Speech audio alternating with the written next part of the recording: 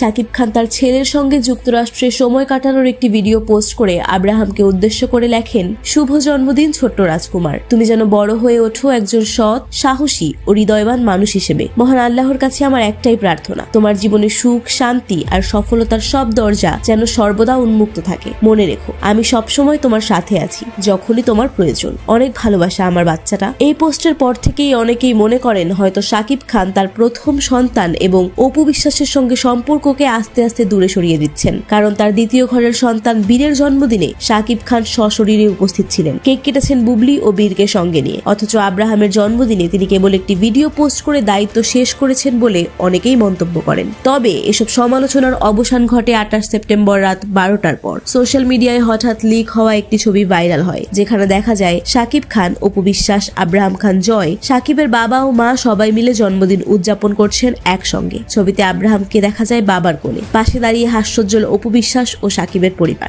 এই ছবি প্রকাশ্যে আসার পর নেটিজেনদের মধ্যে দেখা দেয় মিশ্র প্রতিক্রিয়া। কেউ কেউ বলেন শাকিব হয়তো সন্তানদের গুরুত্ব দেয়, সম্পর্ক যাই থাকুক না কেন। আবার অনেকে মন্তব্য করেন প্রাইভেট মোমেন্ট থাকলেও সেটা প্রকাশ্যে আসায় বোঝা গেল শাকিব, অপু এখনো সন্তানের স্বার্থে একসাথে। যদিও শাকিব খান বা অপু বিশ্বাস কেউই এই বিষয়ে কোনো আনুষ্ঠানিক পোস্ট করেননি, তবুও ছবিটি সামাজিক মাধ্যমে দ্রুত ছড়িয়ে পড়ে এবং সেই সঙ্গে আলোচনার মোড়ও ঘুরে যায়। এরকম আরো আপডেট পেতে আমাদের এই ছোট্ট চ্যানেলটি সাবস্ক্রাইব করে সঙ্গেই থাকুন।